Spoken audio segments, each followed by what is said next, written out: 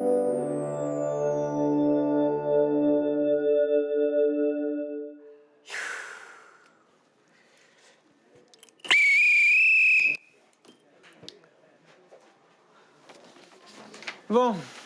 Non, Alexia, pas toi. Quand je siffle une fois, c'est la garde rapprochée. Sinon, je siffle 2 fois. Bon, on a une tuile. Je viens d'avoir un avertissement du CSA. Ça manque de diversité parmi les chroniqueurs. Alors, Laurent, j'ai fait valoir que ta maman était italienne, mais apparemment, ça compte pas. Il faut de la diversité qui se voit. Donc, idéalement, il nous faudrait un noir en plateau. Un black. Alors, ça peut être une teinte assez claire. Ils m'ont donné un nuancier. Il faut qu'on soit à peu près dans cette zone, entre B18 et B28. Ou alors un asiatique, mais à ce moment-là, soft. Un genre Dalai Lama, pas le chinois du 5e. Hein, j'ai pas envie de faire peur à nos téléspectateurs.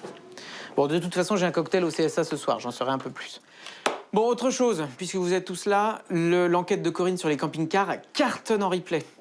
Alors, elle est en montage, la Corinne? Ouais. Bah, vois avec elle s'il n'y a pas moyen de décliner l'idée en fiction.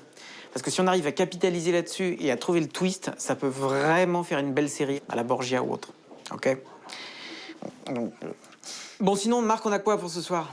Bah, tu sais, il y a cette Parisienne là qui a coché de quintuplé. Ouais, en une fois? Ouais.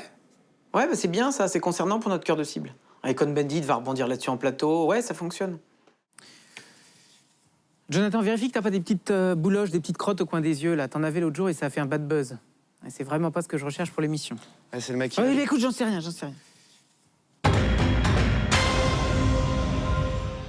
Bonsoir à tous, bienvenue dans votre émission préférée, l'émission qui vous détend quand vous rentrez crevé du boulot. Et comme le disait le grand Blaise, Blaise Pascal, pour être heureux, il faut savoir rester chez soi, dans son fauteuil, à regarder Importantissime, bien sûr.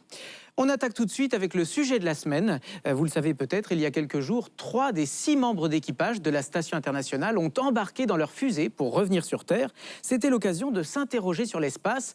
Que sait-on de la galaxie? Quelles sont les idées reçues qui circulent à son sujet? Voyez ce reportage inédit de Corinne Desormeaux. De tout temps, l'espace a fasciné les hommes. Malheureusement, la plupart des astres sont hostiles, comme Saturne et sa ceinture de gaz toxique. À ce jour, nous n'avons pas trouvé mieux que notre planète. De plus, le gouvernement reste frileux sur les voyages intersidéraux. Quoi qu'il en soit, les risques de collision dans l'espace existent, alors soyons vigilants. Alors, notre spécialiste Pierre-Marie Gatinex nous a rejoint. Pierre-Marie, bonsoir. Est-ce que vous pensez qu'à terme, la Terre pourrait entrer en collision avec une autre planète? Non, Chris, c'est très peu probable. Merci Pierre-Marie. Et toi, Jean Bradley, c'est quelque chose que tu redoutes parfois? De quoi? Bah, la collision de la Terre avec un astéroïde. Et donc la fin d'Importantissime. Tu m'as trouvé comment? Il y a un truc qui cloche, mais je trouve pas ce que c'est. T'as un Soleil Center près de chez toi? Je crois. Non, parce que si tu passais de B4 à B9, ça calmerait tout le monde. T'as pas la peau fragile?